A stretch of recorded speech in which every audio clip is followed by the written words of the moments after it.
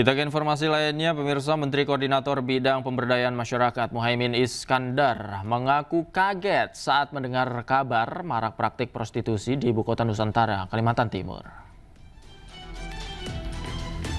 Kabar maraknya praktik prostitusi yang diduga terjadi di sekitar wilayah Ibu Kota Nusantara mulai menghebohkan pada Mei 2025 yang lalu.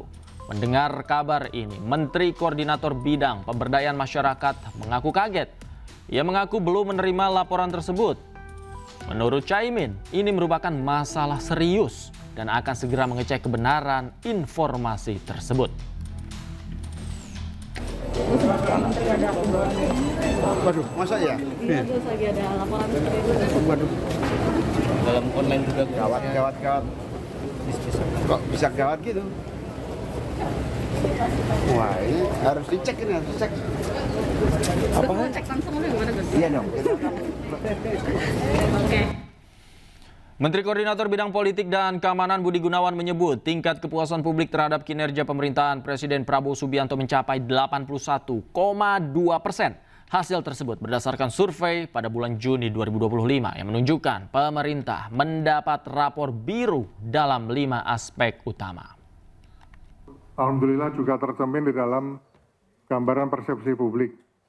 Berdasarkan hasil survei pada bulan Juni tahun 2025, tingkat kepuasan publik terhadap pemerintah Presiden Bapak Prabowo Subianto ini mencapai 81,2%. Survei ini mencatat pemerintah memperoleh rapor biru pada 5 aspek utama, yaitu ada aspek sosial budaya 95,1%, keamanan nasional 83,1%, stabilitas politik 70,8%, penegakan hukum 67,8%, kinerja ekonomi makro sebesar 67,4%.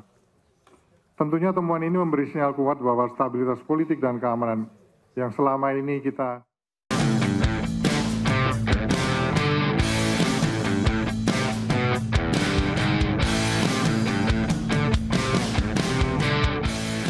Inilah momen saat Menteri ESDM Bahlil Lahadalia kena smash oleh Kapolri Jenderal Listio Sigit Prabowo saat bertanding badminton.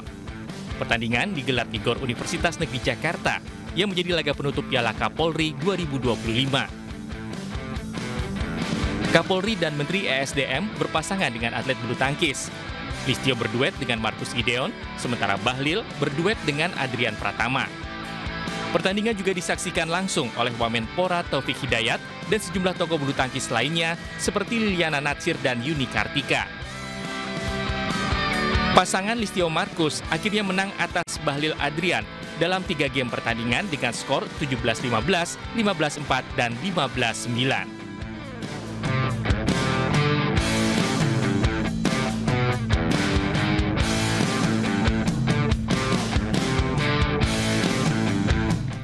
Kita ke informasi lainnya, pemirsa. Kedatangan Presiden Prabowo Subianto ke BRICS menjadi sorotan. Lantaran ini adalah pertama kalinya Indonesia diwakili oleh pemimpin negara setelah resmi bergabung dengan BRICS.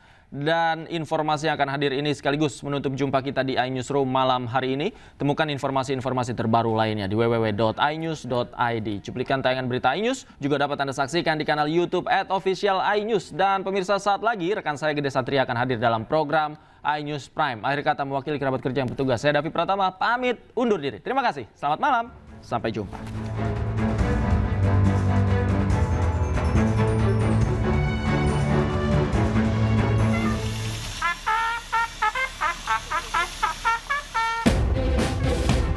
Kedatangan Presiden Prabowo Subianto di Brasil disambut oleh pasukan kehormatan. Sebutan ini sebagai bentuk penghormatan terhadap kepala negara yang hadir.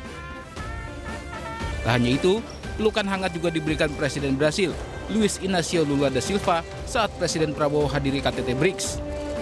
Interaksi antara keduanya pun hangat dan penuh canda tawa. Presiden Prabowo juga turut serta dalam sesi foto bersama seluruh pemimpin dan delegasi negara yang hadir. Presiden Prabowo berdiri di antara Presiden Afrika Selatan, Cyril Ramaphosa, dan putra mahkota Abu Dhabi, Khaled bin Mohammed bin Zayed Al Nahyan. Tak hanya itu, Presiden Lula sebagai Ketua BRICS memberikan ucapan khusus kepada Presiden Prabowo.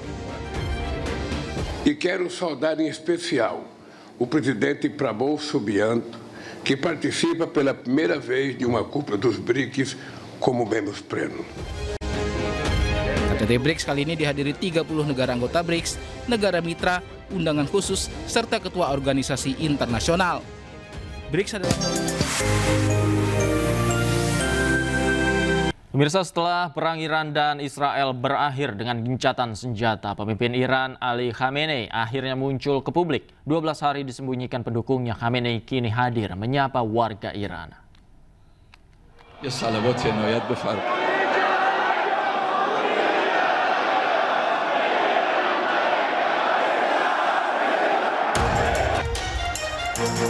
Sejumlah rakyat Iran langsung bersorak riang saat melihat pemimpinnya yaitu Ayatullah Al-Khamenei Sabtu waktu setempat.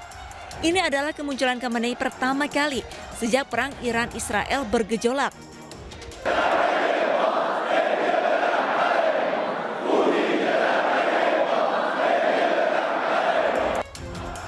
Pria berusia 86 tahun ini langsung melambaikan tangan kepada rakyat Iran yang menantinya di area pusat keagamaan Imam Khomeini Husaniyah di Teheran. Sebelumnya, pada saat perang Iran dan Israel berlangsung, Khamenei menjadi incaran dari rudal Israel. Dirinya pun selama 12 hari tidak pernah muncul di publik dan mengeluarkan pernyataan dari lokasi yang dirahasiakan.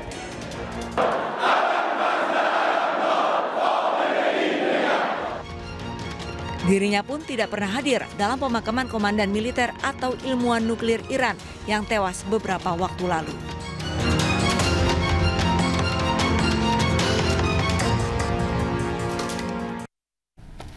Untuk membahas serangan Israel ke Yaman, kami telah terhubung dengan pakar hubungan internasional Tengku Reza Syah. Selamat malam, Pak Reza. Apa kabar? Selamat malam, salam dari Bandung. Salam dari Bandung. Sehat selalu ya, Pak? Amin. Terima kasih, Pak. Terima kasih. Pak Reza, bagaimana Anda melihat serangan-serangan yang dilakukan Israel, tidak hanya ke Gaza, namun juga saat ini ke Yaman? Keadaan ini membuktikan ya bahwa perang modern itu adalah kombinasi antara pesawat tempur dan drone ya. Dan kalau Iran sudah membuktikan drone berhasil menyaingi pesawat tempur, maka ini kali Israel mengkombinasikan pesawat tempur dan drone ya.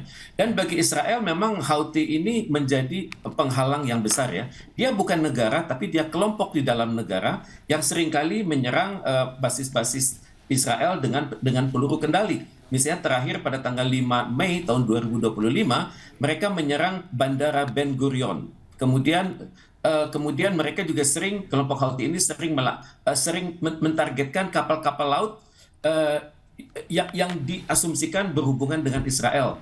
Kemudian juga sebelumnya lagi tanggal 19 Oktober tahun 2023 menyerang USS Carney. Kemudian juga Houthi seringkali menggunakan drone untuk menyerang fasilitas yang ada di Israel. Tapi yang uniknya adalah jarak Houthi dengan Israel itu adalah 1.800 km. Jadi keberhasilan serangan Israel atas Houthi ini tidak berdiri sendiri. Karena harus melewati dua angkasa, yakni Yordania dan Arab Saudi.